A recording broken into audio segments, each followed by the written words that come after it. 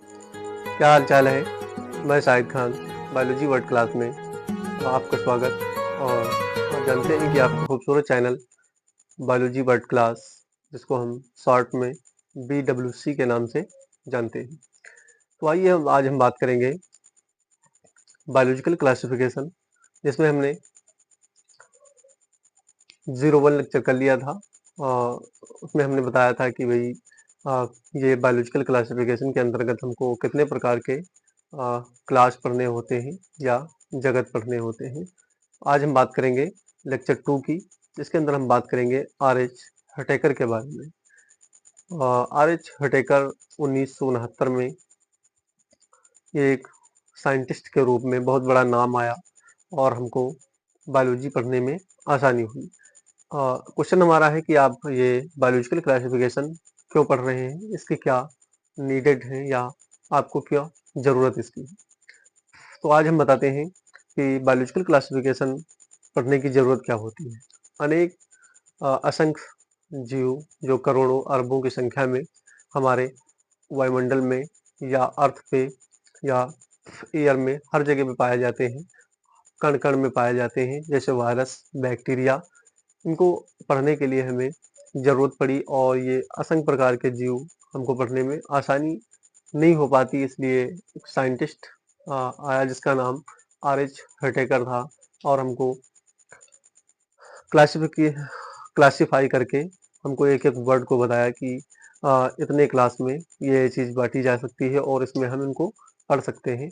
इस प्रकार से हमको बायोलॉजी पढ़ने में आसानी हुई। तो आइए अब हम बात करते हैं सबसे पहले R.H. हटेकर यानी फिफ्थ क्लासिफिकेशन के बारे में, जिसमें इन्होंने क्या क्या बताया है ये हम देखने का प्रयास करते हैं। तो हेडिंग डाल लें, लेक्चर 2 है हमारा ये, लेक्चर 02 बायोलॉजिकल क्लासिफिकेशन। हेडिंग डाल लें, आज हम पढ़ते हैं फिफ्थ क्लासिफिकेशन। फिफ्थ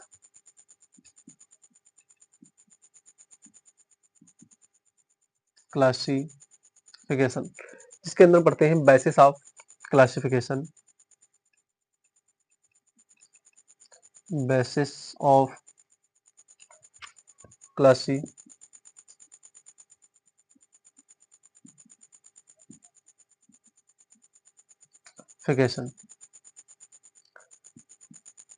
ये हमारी हेडिंग है, बेसिस ऑफ क्लासिफिकेशन।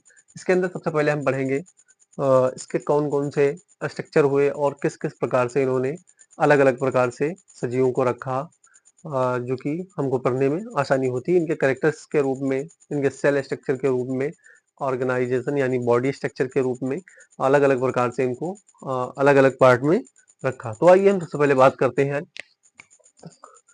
इनके कैरेक्टर्स के बारे में, कौन कौन से इनके कैरेक्टर्स थे। तो फर्स्ट नंबर पे बात करेंगे हम सेल स्ट्रक्चर के बारे में। सेल स्ट्रक्चर, ये इनका फर्स्ट कैरेक्टर था और इसमें इन्होंने डिवाइड किया था प्रोकैरियोटिक और यूकैरियोटिक में। प्रोकैरियोटिक और दूसरा रूप था इनका यूकैरियोटिक। फिर इसके बाद में इन्होंने बताया बॉडी ऑर्गेनाइजेशन के बारे में। इनका दूसरा रूप क्या है, body organisation. Second number, body organisation. Body organisation के बारे में उन्होंने बताया कि भाई इनकी जो बॉडी होती है वो दो ऑर्गन्स में डिवाइड होती है। जैसे फर्स्ट नंबर की बात करते हैं और 2 नंबर की बात करते हैं। फर्स्ट नंबर में इन्होंने बताया यूनिसेलुलर, कैसी बॉडी होती है, यूनिसेलुलर। और दूसरी बात इन्होंने बताई कि मल्टी सेलुलर होती है। यूनिसेलुलर का मतलब एक कोशिकी और मल्टी सेलुलर का मतलब होता है बहुकोशिकी के बारे में इन्होंने बताया। फिर इसके बाद में हम बात करते हैं मेड ऑफ रिप्रोडक्शन। ये हमारा नीट का क्वेश्चन है, इसको 2-3 बार रिपीट किया गया है 2021 में और 2022 में और 3 में भी, और इस बार 2004 यानी 24 में ये क्वेश्चन नहीं आया था। 3 बार इसको रिपीट किया गया है। किसमें? नीट में क्वेश्चन रिपीट किया गया है। कौन सा क्वेश्चन है? Made of reproduction, made of reproduction, made of reproduction. Made of reproduction का मतलब क्या होता है, ये हम आपको बता दें, हम दूसरे पेन से बता देते हैं। ये क्वेश्चन जो है ये नीट में PYQs है। क्या है? PYQs, PYQs, और ये लगभग 3 बार पूछा गया, यानी 3 टाइम पूछा गया है। कितनी टाइम? 3 टाइम पूछा गया है। फिर इसके बाद में हम बात करते हैं न्यूट्रिशन के बारे में। किसके बारे में बात करेंगे? 4th नंबर पे बात करते हैं न्यूट्रिशन। न्यूट्रिशन के बारे में बात करेंगे जब हम, तो न्यूट्रिशन का मतलब होता है भोजन के बारे में या फूड के बारे में। ये किस प्रकार से फूड प्राप्त करते हैं? 2 प्रकार से। एक होता है ऑटोट्रॉप्स, और दूसरा होता है हेट्रोट्रॉप्स। एक होता है ऑटोट्रॉप्स और दूसरा होता है हेट्रोट्रॉप्स। फिर इसके बाद में हम 4th नंबर की बात करते हैं। यहाँ पे इस साइड में 4th नंबर की बात करेंगे, phylogenic ancestor. Phylogenic ancestor, phylogenic ancestor, phylogenic ancestor histology, phylogenic ancestor histology, phylogenic ancestor histology. इसको 2 प्रकार से पहचानते हैं। फर्स्ट नंबर पे आता है एवोल्यूशन,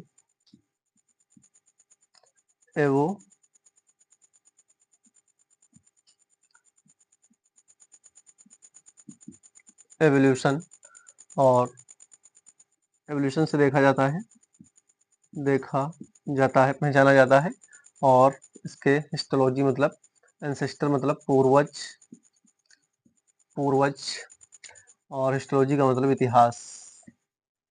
इतिहास से देखा जाता है। देखें, बात को हमारे समझने का प्रयास करें।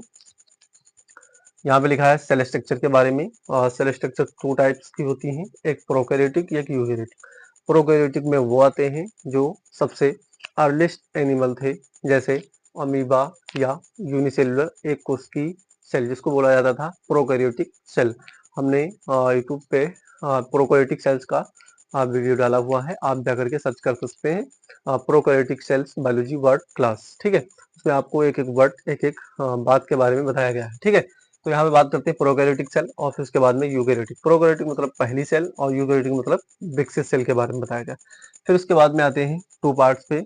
बॉडी ऑर्गेनाइजेशन, बॉडी ऑर्गेनाइजेशन 2 भागों में होती है, एक यूनिसेलुलर होती है, एक मल्टीसेलुलर होती है। यूनिसेलुलर का मतलब होता है सिंगल सेल, और मल्टीसेलुलर का मतलब बहुत सारी सेलें, जैसे ह्यूमंस की बॉडी। और 3rd नंबर पे आता है मेड ऑफ रिप्रोडक्शन, इनके जनन के रूप में, और यह नीट का PYQ रहा है, 3 बार क्वेश्चन पूछा गया। फिर इसके बाद में आता है न्यूट्रिशन के बारे में। तो न्यूट्रिशन 2 टाइप्स का होता है, एक ऑटोट्रॉप्स, एक हेटरोट्रॉप्स।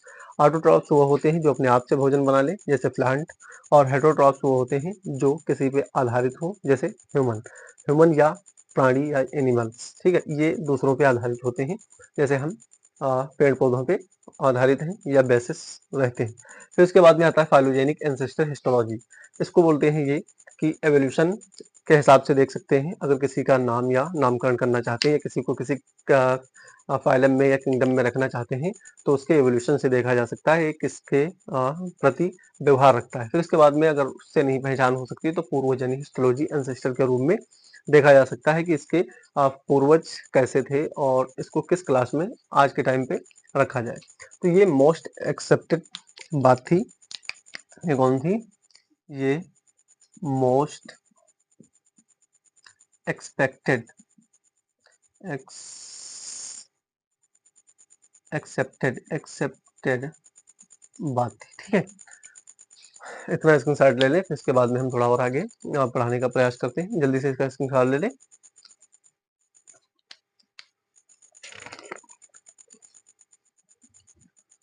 और फिर इसके बाद में हेडिंग डाल लें।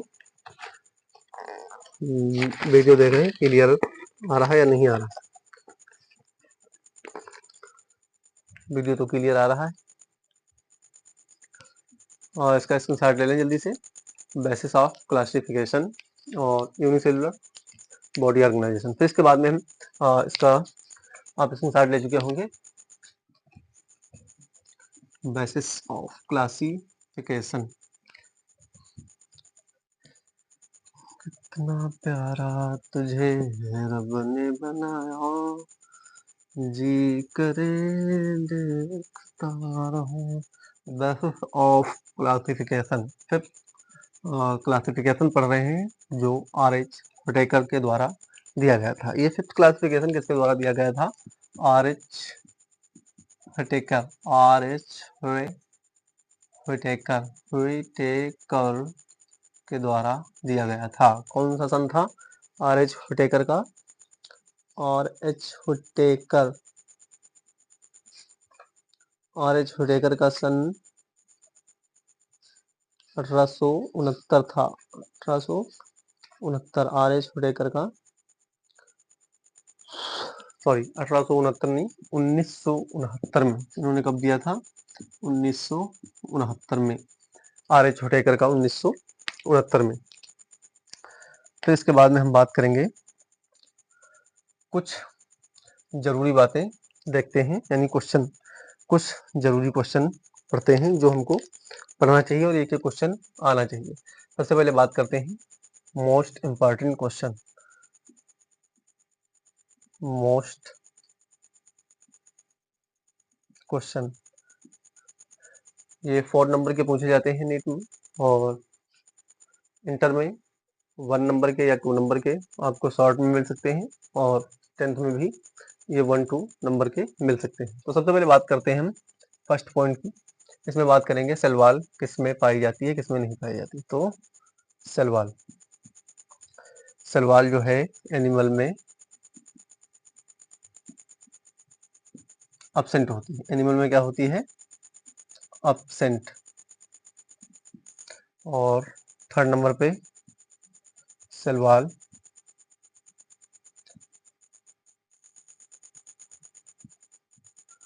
प्लांट में प्रेजेंट होती है। फिर इसके बाद में थर्ड पॉइंट है tissue system. Tissue system tissue system किसमें पाया जाता है? तो टिश्यू सिस्टम पाया जाता है प्लांट और एनिमल दोनों में। प्लांट, एनिमल, ठीक है, दोनों में पाया जाता है। फिर इसके बाद में आता है ऑर्गन सिस्टम।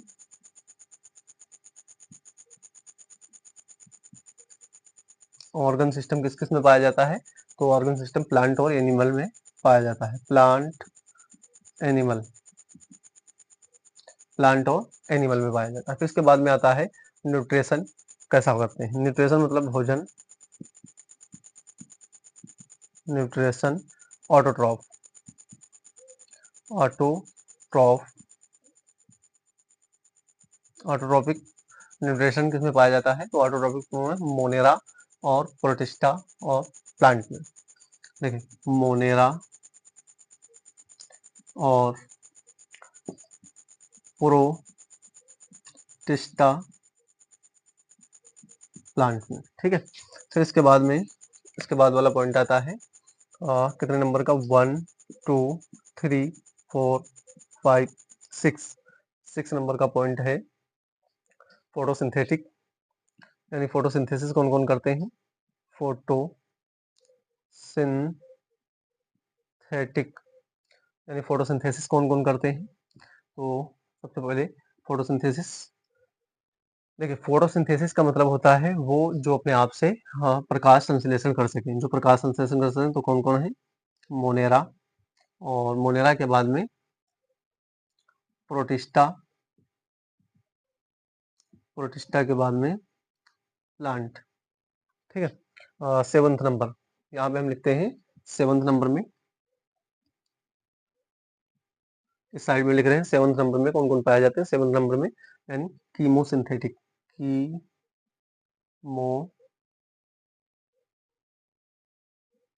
कीमोसिंथेटिक। कीमोसिंथेटिक कौन कौन करते हैं? फाइलम या वर्गगण जो करते हैं ये कीमोसिंथेटिक। कीमोसिंथेटिक करता है सिर्फ मोनेरा। कौन से करते हैं? मोनेरा। ठीक है, फिर उसके बाद 9 नंबर पे आता है स्पैरोफिटिक। कौन कौन से होते हैं? 8 नंबर स्पैरोफिटिक। स्पैरोफिटिक होते हैं Monera, protista, Monera, protista, Monera होता है, प्रोटिस्टा होता है, और फंजाई एनिमल। फंजाई भी होते हैं और एनिमल भी होते हैं। मोनेरा भी होता है, प्रोटिस्टा होता है, फंजाई होता है, और कौन कौन से होते हैं? एनिमल भी होते हैं। फिर 9 नंबर पे आता है, 9 नंबर पे लिखते हैं सेलुलर। सेलुलर। सेलुलर कौन कौन से होते हैं? तो मोनेरा होता है, मोनेरा, प्रोटिस्टा, मोनेरा, प्रोटिस्टा, और बस मोनेरा और प्रोटिस्टा होते हैं। 10 नंबर पे क्वेश्चन आता है, लास्ट बात, ईस्ट को किस क्लास में रखा गया है? ईस्ट को कहाँ रखते हैं? क्लासिफिकेशन जब करते हैं हम तो ईस्ट को कहाँ पे रखते हैं? क्लासिफिकेशन जब करते हैं तो ईस्ट को कहाँ पे रखते हैं? ईस्ट को हम रखते हैं प्रोटिस्टा में। कहाँ रखते हैं? प्रोटिस्टा में। कहाँ रखते हैं? प्रोटिस्टा में रखते हैं। एक बार फिर से समझ लें। हाँ, जल्दबाजी कोई नहीं है, थोड़ा आराम से। अगर स्लो हो रहा है तो इंटू 2 की स्पीड कर लें, अगर फास्ट हो रहा है तो थोड़ा स्लो करके देखें और समझने का प्रयास करें। तेज तो नहीं हो रहा है, यानी फास्ट तो नहीं है, स्लो ही है। अगर आपको स्लो लग रहा है तो इंटू 2 की स्पीड करके देख सकते हैं। मोस्ट इंपॉर्टेंट क्वेश्चन की बात करते हैं जो 1 नंबर में पूछे जाते हैं और नीट में 4 नंबर के। सलवाल किस में पाई जाती है? तो एनिमल में एब्सेंट होती है। सलवाल प्लांट में प्रेजेंट होती है। टिश्यू सिस्टम प्लांट और एनिमल में पाया जाता है। Organ system plant and animal में पाया जाता है। न्यूट्रिशन ऑटोट्रॉपिक किस में होता है? तो मोनेरा, प्रोटिस्टा और प्लांट में होता है। फोटोसिंथेसिस कौन कौन कर सकते हैं? तो मोनेरा, प्रोटिस्टा और प्लांट कर सकते हैं। फिर 7th नंबर पे आता है कीमोसिंथेटिक कौन होते हैं? तो सिर्फ मोनेरा होता है कीमोसिंथेटिक। और स्पेरोफिटिक कौन से होते हैं? मोनेरा, प्रोटिस्टा, फंजाई, एनिमल होते हैं। 9 नंबर पे आता है सेलुलर ऑर्गेनाइजेशन। क्या क्या होता है इनका? Cellular system. तो मोनेरा में सेलुलर होता है और प्रोटिस्टा में सेलुलर होता है, और बाकी जितने होते हैं उनमें क्या होता है? ऑर्गन सिस्टम के बाद टिश्यू सिस्टम बनना स्टार्ट हो जाता है। सेलुलर के बाद यानी सेल के बाद में टिश्यू बनना स्टार्ट हो जाते हैं, इसलिए अब मोनेरा में सेल ही रहती है, इसमें टिश्यू नहीं बनते। प्रोटिस्टा में सेल ही रहती है, टिश्यू नहीं बनते हैं। ईस्ट को कहाँ पे रखा गया है? ये 5th क्लासिफिकेशन पढ़ रहे हैं आप, जिसमें आप पढ़ेंगे आर एच होटेकर का क्लासिफिकेशन 1969 में इन्होंने दिया था। बताया था कि भाई ईस्ट को कहाँ पे रखा। इससे पहले जितने भी क्लासिफिकेशन आए उसमें कोई को यूनिसेलुलर, कोई में कुछ, कोई में रख रहे थे। आप पिछला वीडियो देखेंगे तो आपको समझ में आएगा कि 4th क्लास और 2 क्लास, 1 क्लास और 3 क्लास जो क्लासिफिकेशन थे उनमें ये नहीं पता चल पाता था कि यूनिसेलुलर किस में रखा गया है, यूकैरियोटिक किस में रखा गया है, प्रोकैरियोटिक किस में रखा गया है, मल्टी सेलुलर किस में रखा गया। जब आर एच हटेकर आए तो इन्होंने बता दिया कि यूनिसेलुलर को किस में रखना है, प्रोटिस्टा को किस में रखना है, और मल्टी सेलुलर को किस में रखना है, कौन सी क्लास में रखना है, और जैसे यूग्लिना, पैरामीशियम, ये जितने थे यूनिसेलुलर वाले, और किस क्लास में इनको रखना है। तो यहाँ पे इन्होंने एक क्वेश्चन बहुत ही आसानी से सॉल्व कर दिया। ईस्ट को कहाँ रखते हैं? तो ईस्ट को हम प्रोटिस्टा में रखते हैं। आगे चलिए, बहुत ही इम्पॉर्टेंट है लेक्चर, देखते चले, एक एक बात आपको समझ में आएगी। अगर आप हमसे नए नए जुड़े हैं तो हमारे चैनल को सब्सक्राइब कर लें, और हमारे चैनल का नाम है, और आपके चैनल का भी यही नाम है, बायोलॉजी वर्ल्ड क्लास। इसको सब्सक्राइब कर ले, बेल आइकन को जरूर दबा लें, क्योंकि जैसे ही वीडियो अपलोड हो आप तक इसका नोटिफिकेशन पहुंचे और आप वीडियो को देख सकें, ताकि आपके तैयारी में जोर से और एक तूफान आ जाए, तैयारी होती रहे। और मोटिवेशन कम देखा करें, अपने अंदर का मोटिवेशन जगाएं। अपने अंदर जो चिंगारी जला के रखे हैं उस चिंगारी को 16 बना दें, क्योंकि आपके पास टाइम बहुत कम बचा हुआ है, 5th महीने यानी 5th मंथ बचे हुए हैं बोर्ड एग्ज़ाम के लिए। और अगर नीट की तैयारी आप कर रहे हैं तो आपके पास बहुत ही कम टाइम बचा है, क्योंकि वो फिक्स होता है मई में एग्ज़ाम हो जाता है। आप फिजिक्स और केमिस्ट्री अगर अदर चैनल से पढ़ रहे हैं तो मैं आपको फिजिक्स और केमिस्ट्री का भी इसी चैनल पे एजुकेट करूँगा, और हमसे जुड़े रहिए। इतना स्क्रीनशॉट ले लें, फिर इसके बाद में हम थोड़ा आगे बढ़ने की प्रयास करते हैं। बात करेंगे आर.एच. हुटेकर भाई, इन्होंने क्या-क्या बताया हमको। जल्दी से इसका स्क्रीनशॉट लें। आपने इसका स्क्रीनशॉट ले लिया होगा और हम इसको मिटा देते हैं। 1 2 3 3 2 1।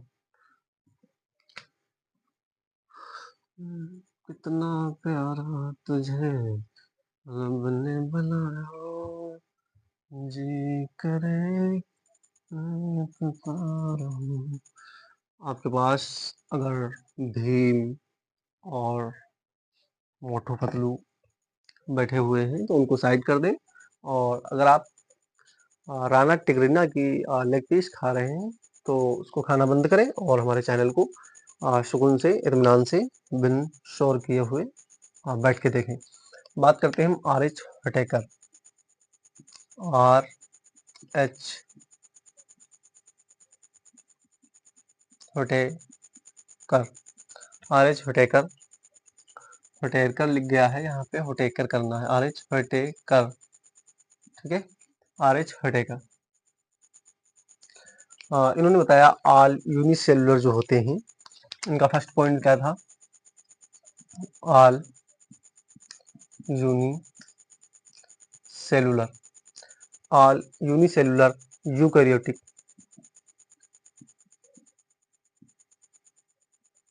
ऑल यूनिसेलुलर यूकैरियोटिक इन्होंने कहाँ रखा? प्रोटिस्टा में रखा। कहाँ रखा? ऑल यूनिसेलुलर यूकैरियोटिक जितने थे एनिमल्स, उनको कहाँ रख दिया? कौन सी क्लास में? प्रोटिस्टा की क्लास में रख दिया। फिर इसके बाद में इनका सेकंड आया स्पायरो स्पायरोगैरा।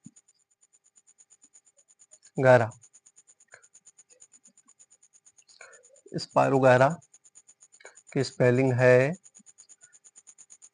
अभी देखेंगे, कहेंगे स्पेलिंग गलत है, स्पेलिंग गलत है। स्पायरो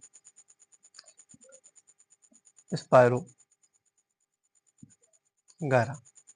स्पायरोगैरा और यूलोथ्रिक्स यूलोथ्रिक्स, ठीक है। स्पायरोगैरा और यूलोथ्रिक्स मल्टी सेलुलर कैसे हैं? मल्टी सेलुलर मल्टी सेलुलर हैं, और स्पायरोगैरा ये मल्टी सेलुलर, और इनको रखा कहाँ गया है? इनको रखा गया है प्लांट में। कहाँ रखते हैं? इनको रखते हैं प्लांट में। यानी प्लांटीय क्लासिफिकेशन में एक क्लास है, इसमें हमने इसको रखा। ये कहाँ पे पाया जाता है? प्लांट में पाया जाता है। मल्टी सेलुलर होते हैं और ये प्लांट में पाया जाता है। फिर इसके बाद में हम बात करते हैं ईस्ट की। ईस्ट कौन से क्लास में रखा गया? आपसे पिछला हम बात भी कर चुके हैं और दूसरी बात फिर से कर रहे हैं। ईस्ट को कहाँ पे रखा गया है? तो ईस्ट को कहाँ रखते हैं? कौन सी क्लास में ईस्ट को रखते हैं? तो ये होता है, ये पॉइंट बताने के बाद में आपको बहुत अच्छी तरीके से समझ में आएगा ईस्ट को। ईस्ट है क्या चीज? तो ईस्ट है यूनिसेलुलर है, और ये है क्या चीज? यूकैरियोटिक है। यूकैरियोटिक यूकैरियोटिक है, इसलिए इसको हम कहाँ रखते हैं? इसलिए इसको प्रोटिस्टा में रखा गया है। इसलिए इसको हम प्रोटिस्टा में रखते हैं, ठीक है। इसलिए इसको कहाँ रखा गया है? प्रोटिस्टा में रखा गया है। बस 5 मिनट लेक्चर बचा है, 5 मिनट वेट कर ले बस। इसका स्क्रीनशॉट ले ले, एक बार फिर से समझ ले। आर.एच. हुटेकर ने बताया ऑल यूनिसेलुलर यूकैरियोटिक प्रोटिस्टा में रखे जाते हैं, जितने यूनिसेलुलर होते हैं और यूकैरियोटिक होते हैं। यूनिसेलुलर का मतलब एक ही सेल हो, और क्या हूँ, यूकैरियोटिक हूँ। कैसे हूँ, यूकैरियोटिक। उनको कहाँ रखते हैं, प्रोटिस्टा में, और इसमें स्पायरोगायरा, यूलोथ्रिक्स, ये क्या है, एल्गी है। ये मल्टी सेलुलर हैं, लेकिन इनको प्लांट में रखा गया है। ये है क्या चीज, दोनों एल्गी की बात कर रहे हैं। स्पायरोगायरा और यूलोथ्रिक्स एल्गी पाए जाते हैं, ठीक है। तो इसके बाद ईस्ट को कहाँ रखते हैं, तो यूनिसेलुलर है और यूकैरियोटिक है। इसको हमने कहाँ रखा है, प्रोटिस्टा में रखा है। हमने नहीं रखा है, आर एच हुटेकर ने रखा है, इसलिए हम पढ़ रहे हैं, ठीक है। जल्दी से इसका स्क्रीनशॉट ले लें, फिर इसके बाद में हम बताते हैं। तो 2 मिनट्स का लेक्चर बचा हुआ है। बात कर लेते हैं डोमेन्स की। कार्ल हुज ने क्या बताया था, यानी 6th क्लासिफिकेशन की। 6th क्लासिफिकेशन, 6th क्लासिफिकेशन की बात करते हैं हम। यहाँ पे लिख देते हैं, ये हेडिंग मिटा दें यहाँ से, और ये 5th क्लासिफिकेशन भी मिटा दें। हम बात करने जा रहे हैं 6th classification, Carl Woese.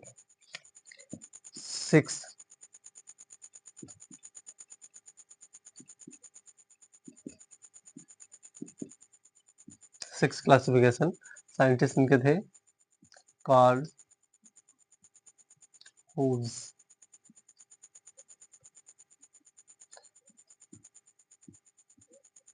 Carl whose,